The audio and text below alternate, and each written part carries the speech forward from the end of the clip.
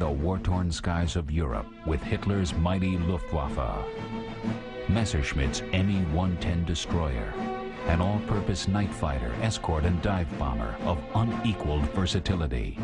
Whether battling Spitfires high above Britain or defending the fatherland from devastation by Allied bombers, the 110 was a vital weapon in the Nazis' aerial arsenal. Tonight, fly with the elite airmen of the Third Reich on wings of the Luftwaffe.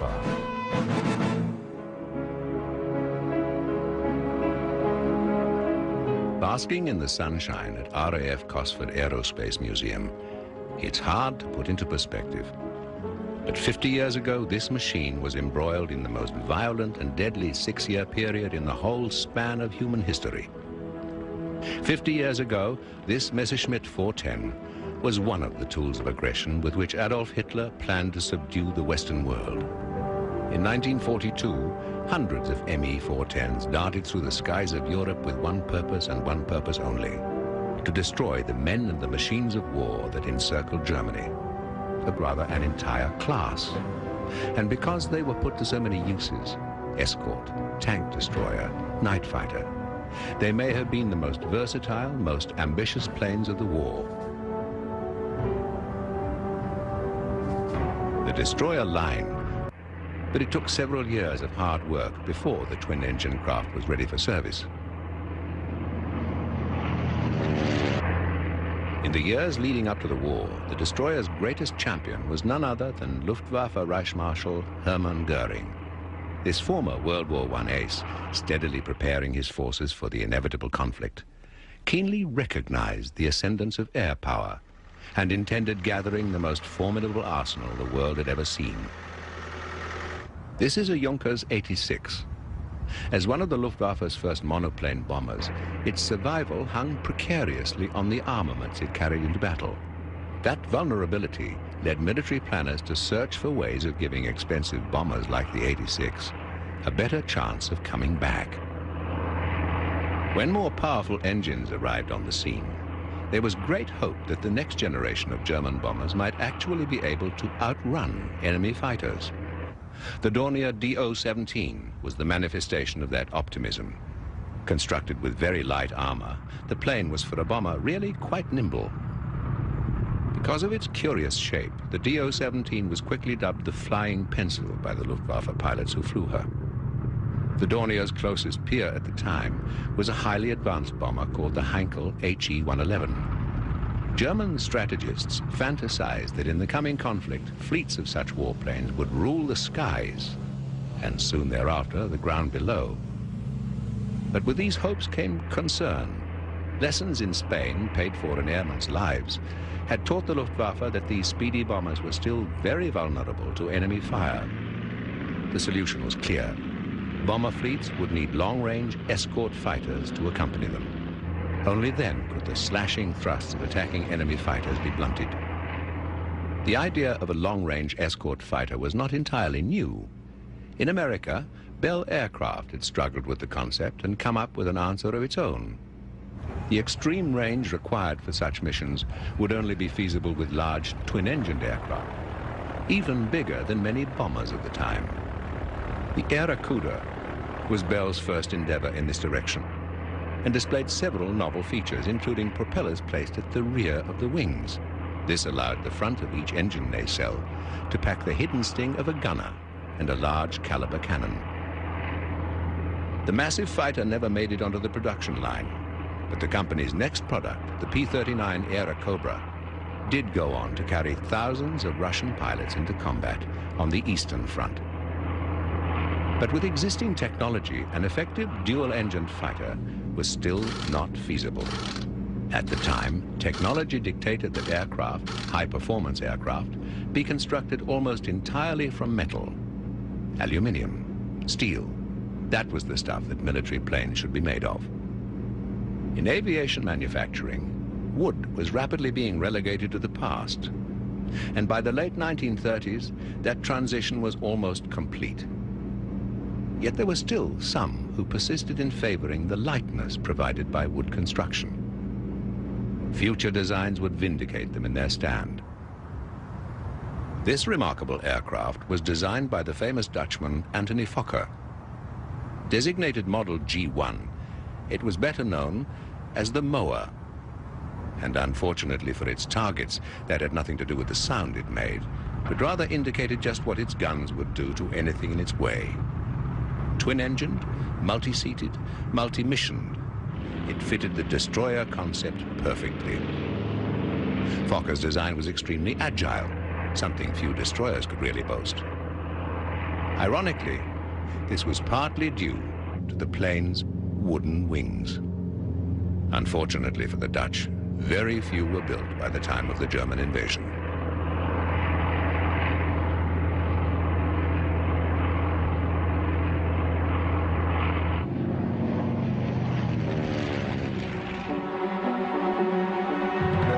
September the 1st, 1939. German troops swarm across the Polish border in bold mobile strikes that stun the panicked defenders. And a new kind of warfare is born. The Germans called it Blitzkrieg, or lightning war. Polish lines are rapidly penetrated by highly mobile German panzer divisions. Under intense aerial bombardment, soldiers and civilians alike are sent reeling by a new German terror weapon, the Stuka dive bomber.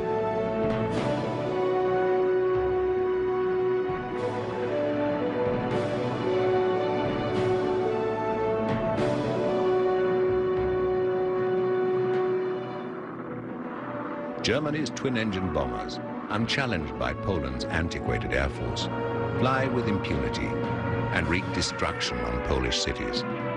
Messerschmitt 110s, freed of their escort duties, are able to assume an offensive role as ground attack aircraft.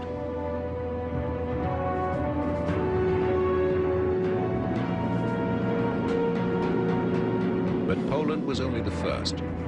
Soon Nazi aggression consumed Norway, Belgium, Holland, and France.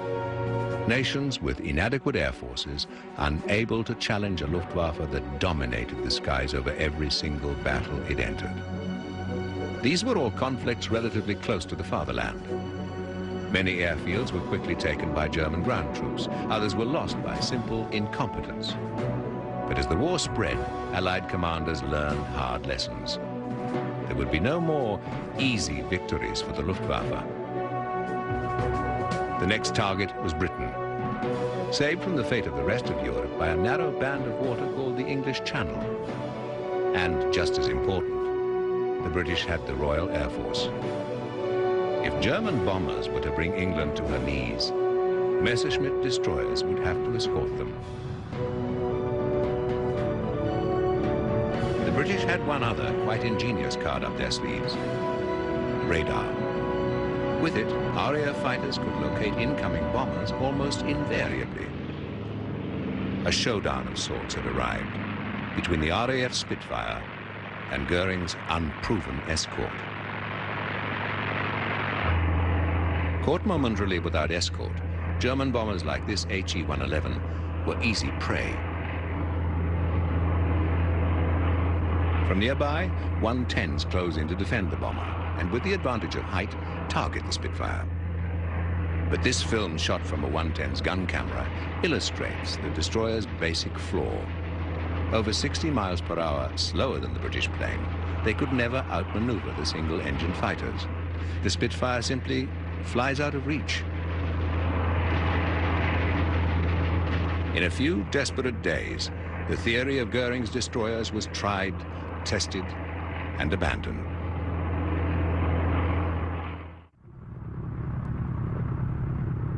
Throughout the war, Goering left much of the Luftwaffe planning to another fighter ace from the First World War, Ernst Udet, seen here on the left. Goering asked him. Goering was his comrade in the fighter squadron of Richthofen, and he asked him, or maybe he forced him in, to the new German Air Force. Like, you have to come. You, as a hero of World War I, you have to come to this world, and he did. And he was lucky, and his life was flying. And then later on, he was put in a position where he had to plan all the new developments and the new policy, where we go in our armament, in our equipment. And this was maybe a too heavy load on his shoulders. And then I think, you know, he was a wide and world-open cosmopolitan. And I can imagine that he was not too happy in this very strict political situation he was put in. Udet was instrumental in the development of the Luftwaffe's first dive bomber, the Henschel 123. The plane that followed the Henschel into production was also championed by Udet. As the next generation dive bomber, for millions, it would come to symbolize Nazi terror in the early years of the war. It's odd to think that the Junkers 87 Stuka was nearly outdated when the war began. In wartime, and quite often in peacetime too, hardly a plane is in service that doesn't have its replacement on a drawing board somewhere. But when the Luftwaffe started looking for a plane to replace the Stuka, they didn't have to look very far. Orders were issued to create a revamped destroyer, able to perform yet another mission, dive bombing. Messerschmitt tackled the challenge head-on and came up with one of the war's preeminent multi-missioned aircraft, the Me-210. The 210 was smaller than the 110, and with its short nose, the propellers could fit much closer together. The end result was a more agile aircraft and a better fighter. The new canopy for the two-man crew vastly improved downward vision during ground attacks. However, the aircraft did have some serious problems. The 210 was hopelessly underpowered, and there were also major failings with the undercarriage, but worst of all, the aerodynamics of the wing were entirely wrong. The bulkier 110 was a pilot's plane, easy to handle. On the other hand, the 210 was aerodynamically unstable and very taxing for the pilot. It couldn't maneuver well enough to fight, and it was too slow to run. Many 210s fell easy prey to Allied fighters. Goering, at that time, he had a very bad reputation already throughout the Air Force. He was a man, pompous man, you know, showing off, and he wanted to be what he wasn't. To be fair, maybe he was a great organizer before the war. He ran several political and economical programs, but he was certainly not a strategist. About air warfare, he was mistaken. And maybe he felt that he hadn't grip and control of the Air Force. I mean, the Air Force was run by some others. The Messerschmitt Me-410 was virtually indistinguishable from its predecessor, the 210. Solving the 210's handling difficulties was an intensive effort during which the wing and control surfaces were subtly yet substantially refined. The resulting 410 was a much better balanced aircraft and was by far the most advanced of the destroyers. It would also be the last of its kind.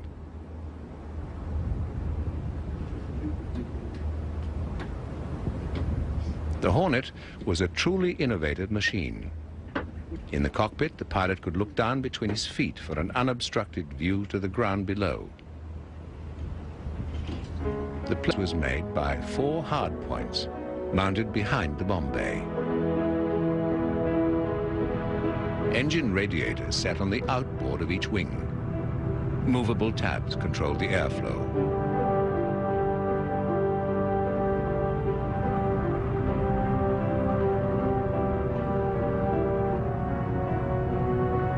In its day, the Messerschmitt's wing was a marvel of engineering.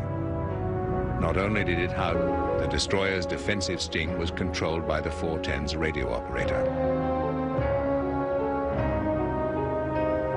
Designed to do. In a tragic gamble, repeated daily, United States 8th Air Force bombers flew to German airspace, well beyond the range of their own escorts. It was hoped that the defensive power of Liberators and B-17s flying in tight boxed formations would deter the German fighters awaiting them. This dramatic footage, actually taken from a destroyer's gun camera, shows what frequently resulted.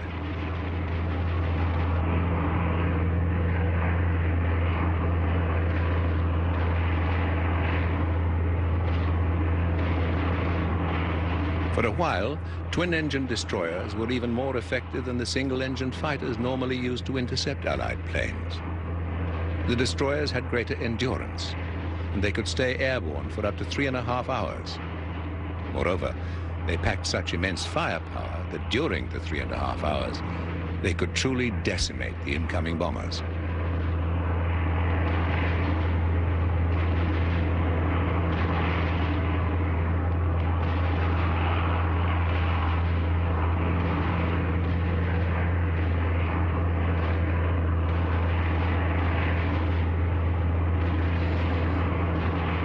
But their advantage was to be short-lived. The range of US escorts was constantly increasing, and in close quarters they could chew the Messerschmitt plane to pieces.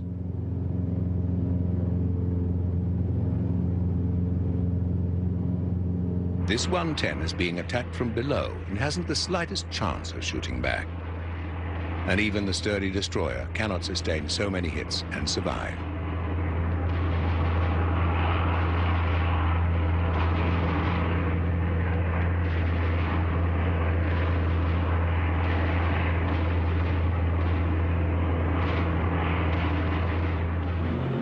Although the destroyer suffered badly at the hands of American day fighters, there was another job it would find itself more than equal to. Radar was one of the few technologies in which the Germans lagged far behind the Allies. One of their successes, however, was the Liechtenstein radar, with its 3 large antler antennae. Use of the top-secret Liechtenstein meant making room for a specially trained technician, and the 2-seated destroyer was ideal. Once served by the radar, the resulting aircraft was a truly deadly night fighter. Many of the technicians were first trained in older model bomber aircraft like the HE-111.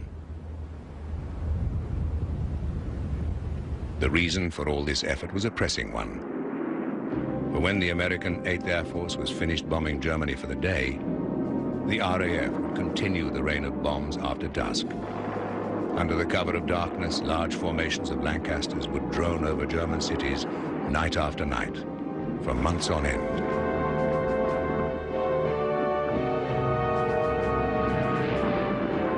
As German industry suffocated and thousands died, a solution was desperately sought. And as radar-equipped night fighters, the destroyers, particularly the 110s, found their most vital and effective role.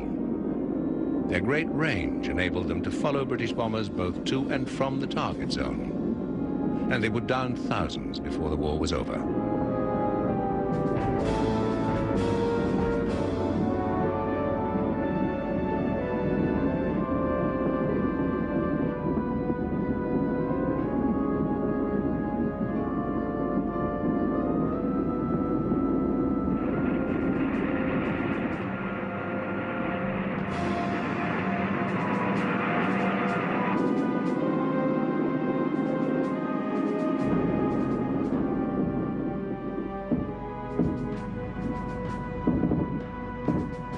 Germany wasn't the only nation to develop the multi-role fighter during the war.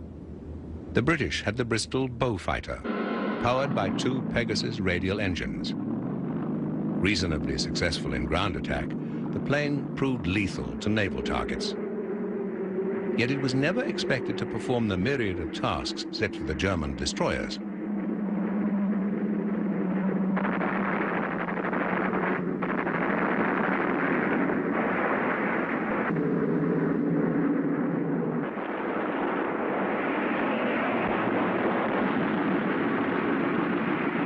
Russia's counterpart to the 110 was the PE-2, one of the earliest Soviet aircraft constructed entirely of metal. A very effective ground attack weapon. Like the destroyer, it never made it as an escort fighter. The United States had its multi-engine fighter too. The P-38 employed an unusual twin-boom shape, similar to the Dutch mower. The Lightning, as the British called it, was never designed for a wide range of missions, but was deadly as a single-seat fighter. In addition, the plane could also carry a very small load of bombs.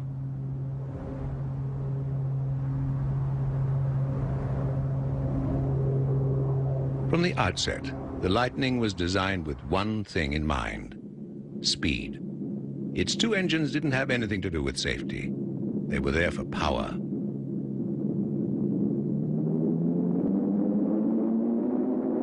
Turbo superchargers were installed to get the very last ounce of speed.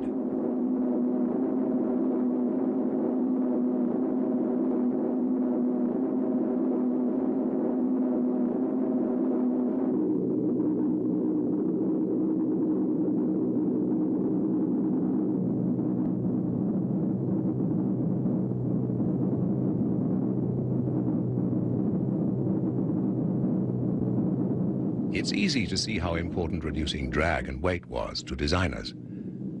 The aircraft is basically wing and engine, with the pilot shoved in almost as an afterthought. Although one of the largest single-seat fighters of the war, it was one of the most cramped planes a man could fly.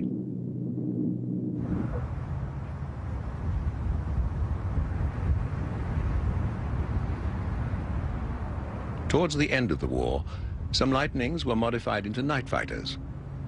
With a cramped space made even smaller, the plane could hardly accommodate the extra man, a problem that Messerschmitt destroyer crews never had.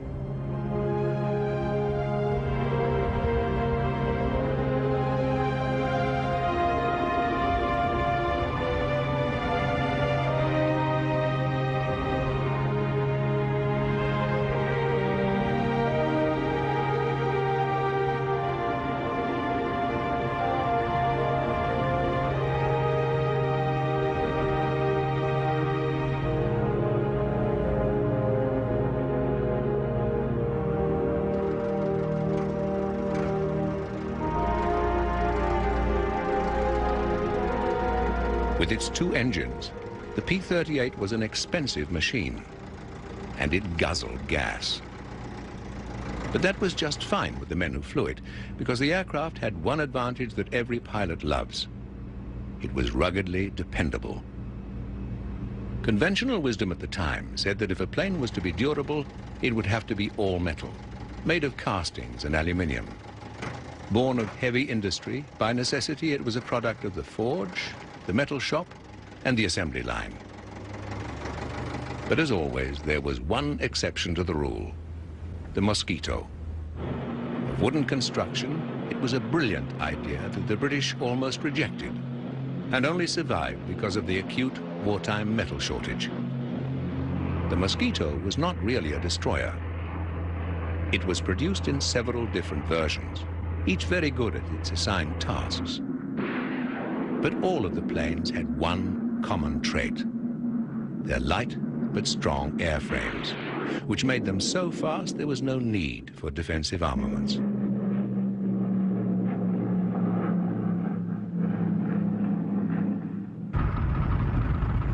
In fact, the Luftwaffe so respected the Mosquito that they started building one of their own. Focke-Wulf was assigned the task, and its goal was to build a twin-engined wooden aircraft with a power-to-weight ratio equal to the British machine.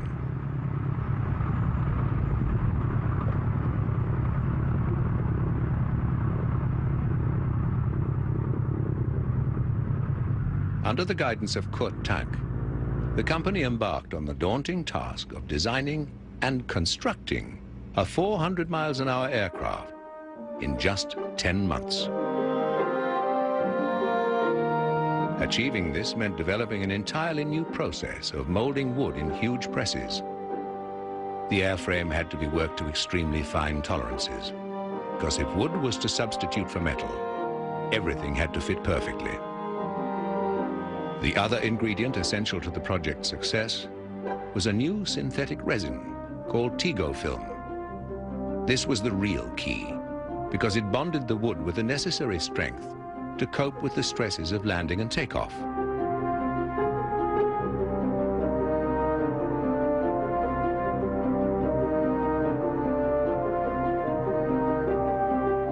One of the greatest obstacles was the simple fact that the art of mass-producing wooden planes had been lost over the years. Yet in an incredibly short time, workers would have to be trained to produce a finished aircraft ready to bear German pilots into battle.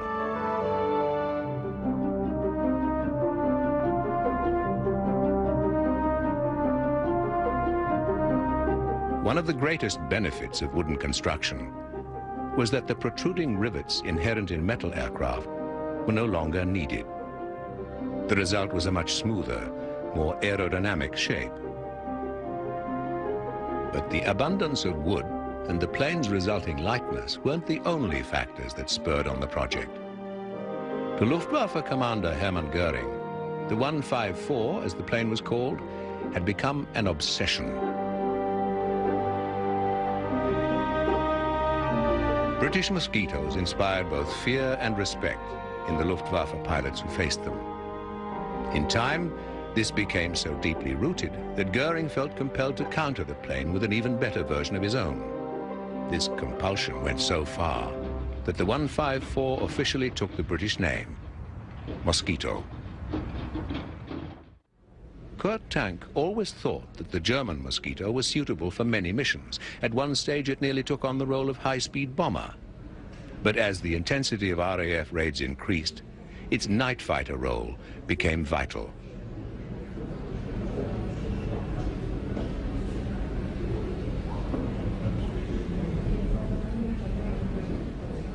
But the same problems that haunted the early destroyers returned to plague the 154. Luftwaffe pundits insisted that the aircraft be capable of playing two different roles, mosquito chasing and night fighting. By accepting this compromise, Tank was able to get his program underway at a time when many other projects were either languishing or being terminated altogether. Not the type to run things from afar, Tank personally supervised the final preparations of the first Mosquito.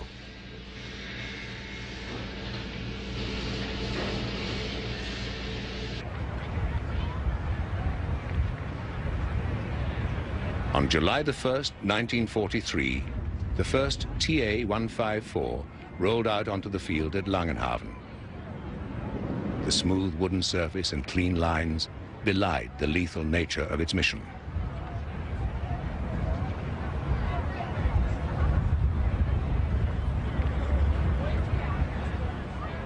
All involved held high hopes for its future, reckoning that here was the plane that could face down the British Mosquito.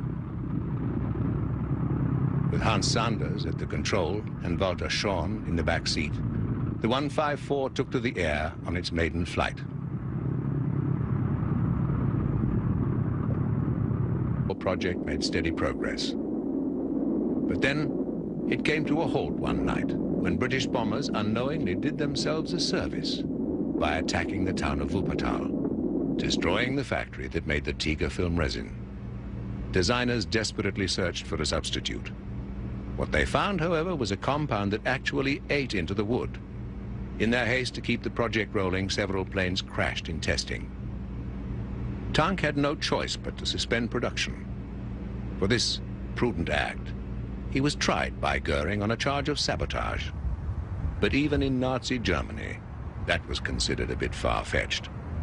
And shortly thereafter, the charges and the 154 project were dropped.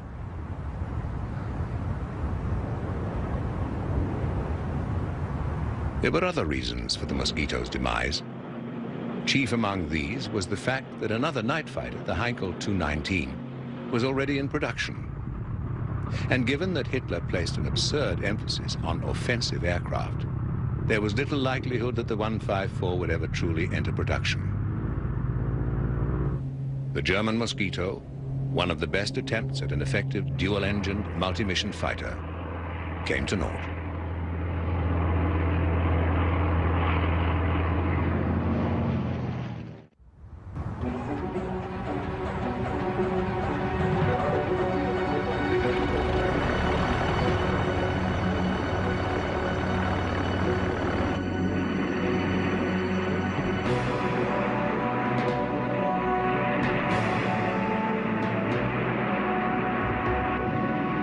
Western Front, despite suffering dreadful losses early in the campaign, American bombers continued their daily raids against German industrial targets.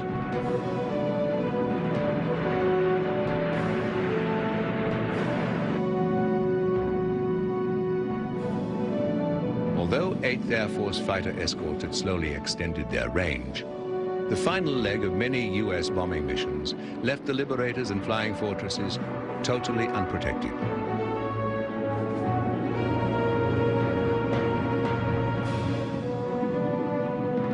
Before they had the escort, you know, the 8th Air Force suffered from heavy losses, up to 10–15% a mission. You cannot take it for a long time. I think the most proficient aircraft, the best one, was a P-51. And you know, the big advantage for those aircraft against the Germans, those Germans, was endurance. They flew for 7 hours, 8 hours, and we for 1 hour 20. So when you get your red light, he was just ready to start the fight, you know? And when you came down to somewhere to find an airfield, and when you came in, drop the gear, and they circle around, you know, and just got you in the final punch. We lost many of them in the final punch.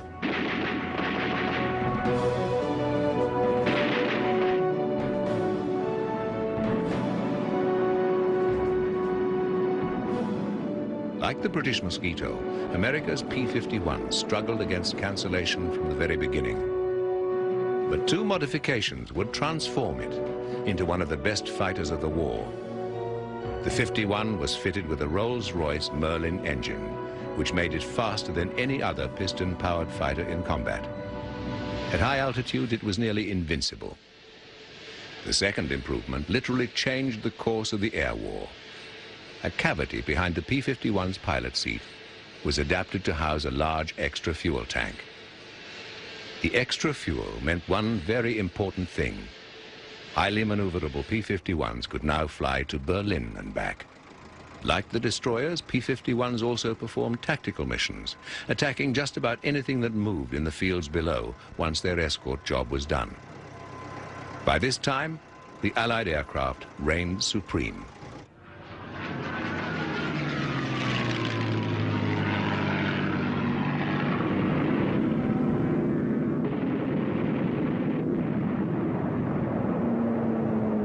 So, were the destroyers a failure? Probably yes. But the real fault lay not with the machines, but with the men who so drastically convoluted their purpose. Fighter bomber, escort, dive bomber, night fighter, no one plane could possibly be all of those. The problems with underpowered engines, faulty aerodynamics, and widely varied armaments reflected attempts by the Luftwaffe bureaucracy to design a jack-of-all-trades. The price for this indecision was high. With better machines, many Luftwaffe pilots who didn't make it would have surely survived the war. One particular casualty was Ernst Udet. Following the Me-210 debacle, he took his own life. The 210's failure was a particularly ugly episode. In fact, certain high-ranking members of the Luftwaffe insisted upon the resignation of Willy Messerschmitt himself. But they never got it. The 210 wasn't just an embarrassment. Conservative estimates indicate the cost to the Luftwaffe as some 600 aircraft. Upon his capture, Goering is reputed to have claimed bitterly that he might have lived longer were it not for the 210. Ironically, the search for a long-range escort aircraft didn't end in a twin-engine plane as the Germans had planned. Instead, the answer was much simpler. The P-51, a single-seat, single-engine fighter that the Americans simply crammed with fuel. As an attack aircraft, the destroyer's role was probably best manifested in another Allied plane, the wooden British Mosquito.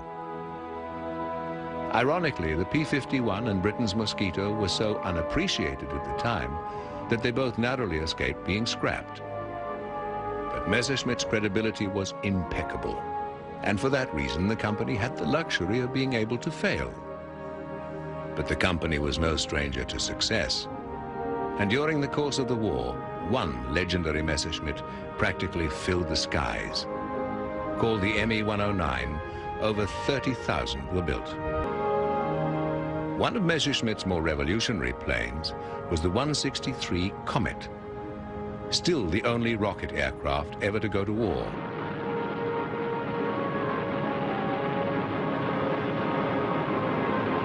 The achievements of the 163 paved the way for supersonic flight.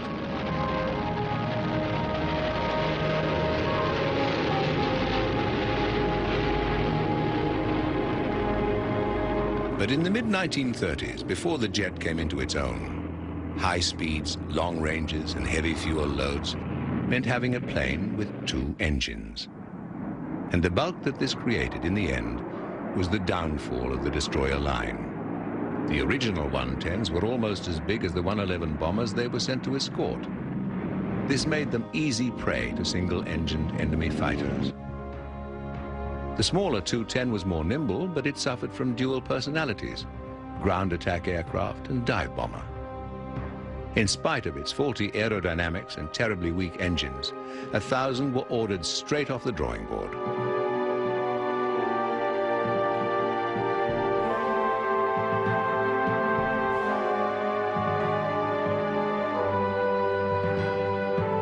When the 410 came on the scene, refinements in the wing and more powerful engines had finally produced the kind of destroyer the Luftwaffe had been searching for. But by then, the thought of German escorts and bombers droning over Allied lands was bitterly ironic. The drone of Allied bombers over German soil was a constant reminder that the Third Reich was finished.